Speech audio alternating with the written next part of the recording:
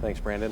Well, earlier this month, MTN's Mike Dennison examined the lack of access to high-speed internet service in many parts of rural Montana and what it might take to expand that access. And today he takes a closer look at another player in this market that doesn't get a lot of attention: local wireless internet service providers.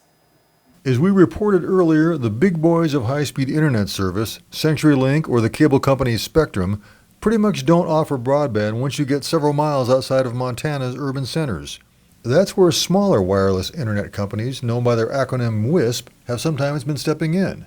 We focus on building our facilities out past the 10-mile ring because that's where people are starving for internet.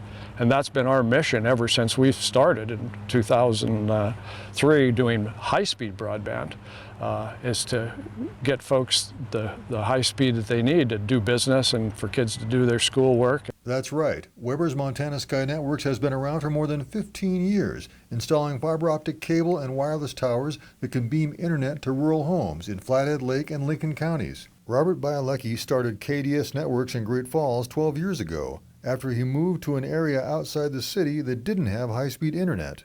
So we just figured out how to make it happen. Well, if we can do the same thing from my neighborhood, I can do that for anybody.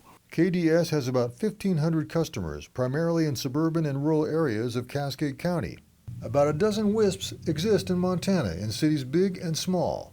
Rather than always running high-speed fiber directly to the home or business, these companies have towers that can shoot a signal to provide that final high-speed link to the internet. And everybody is talking about fiber because they think, that's the best way. Wireless, on the other side, is that it's a way more efficient way and much more cost-effective way to deliver almost the same thing. If we would have access to public funding, we would accelerate this deployment much faster. Until last year, wireless providers haven't had access to federal subsidies to expand service to rural areas because they're not a telephone company. One of them, however, has applied for an $11 million low-interest loan from the U.S. Department of Agriculture, proposing to build a fiber and wireless network from Helena to Townsend and Three Forks. There's almost 40,000 people that you're running into along that way that just would like to have great service. They'd like to have internet that actually works. Ham says big companies just aren't interested in serving these areas. So why shouldn't the smaller ones do the job? He also says the feds should be identifying the areas that most need service and subsidies, rather than relying on providers to make proposals. It should be turned around with, hey, we've got $600 million to invest.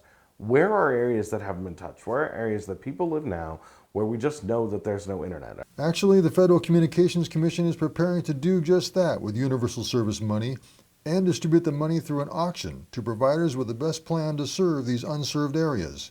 But that process won't be up and running for at least a couple of years.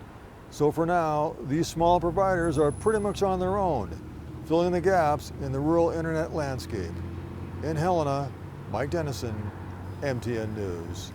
FCC Universal Service funds are also contributing to the fund of the build-out of high-speed internet networks for rural communities served by telephone co-ops in Montana.